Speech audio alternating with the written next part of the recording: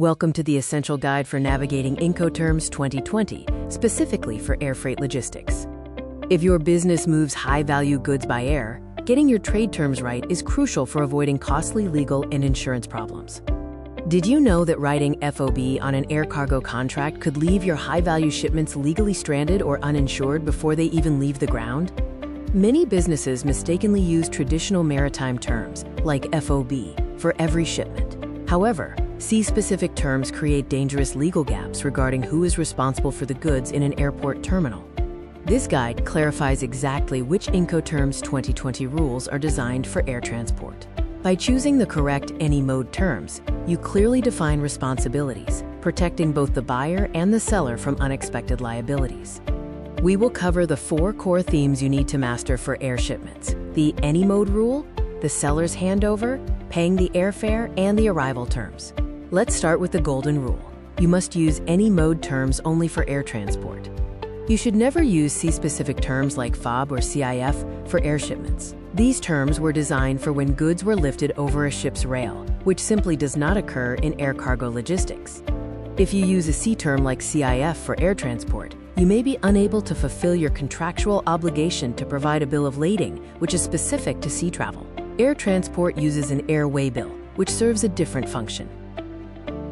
The most important step is choosing from the rules for any mode group to ensure your responsibilities are correctly defined for air freight. For instance, if a seller ships by plane but uses the sea term CIF, they are legally required to present a shipped on-board bill of lading. Since airlines issue airway bills, the seller technically breaches the contract.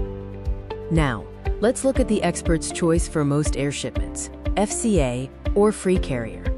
For most exporters sending goods by air, FCA is the most practical and widely used rule.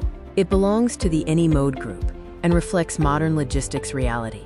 In air transport, sellers don't load goods onto the plane. They hand them over to a carrier or freight forwarder at an agreed terminal. FCA is designed exactly for this process. Think of FCA as the airport drop-off. Once the seller hands the goods to the airline or freight forwarder, their responsibility ends, and the risk transfers to the buyer at that precise moment. FCA was rebranded in the 1990s to solve the problem of containerization, ensuring the delivery point was the terminal, fixing the issue of sellers remaining at risk while goods sat waiting for shipment. What if the seller agrees to pay the flight expenses? Then you should use CPT or CIP. It's vital to understand the difference between risk and cost. The risk transfers to the buyer as soon as the goods are handed to the carrier in the origin country, but the seller pays the freight costs up to the destination airport. Captain, or carriage paid to, means the seller is responsible for paying the transport costs to the named destination, but the risk transfers early in the journey. CIP, or carriage and insurance paid to, requires the seller to also buy insurance for the buyer. Incoterms 2020 increased this requirement to all risks coverage, suitable for high-value goods. For example, if you send electronics via CIP, the seller pays for the flight and the all risks insurance. However, if the goods are damaged mid-flight, the buyer must file the insurance claim because the risk transferred when the seller handed the box to the carrier at the start.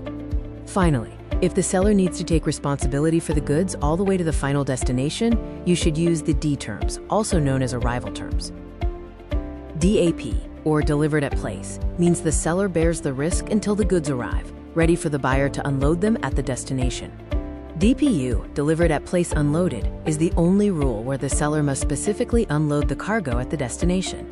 DDP, or delivered duty paid, is the maximum responsibility for the seller, including clearing customs and paying import taxes. This is often called the white glove service. However, DDP should be approached with caution. If the seller cannot handle tricky import formalities or recover taxes like VAT in the buyer's country, it's better to stick with DAP instead. To summarize, master these rules to ensure your air freight contracts are legally sound and your goods are protected. Abandon sea-only terms like FOB and CIF.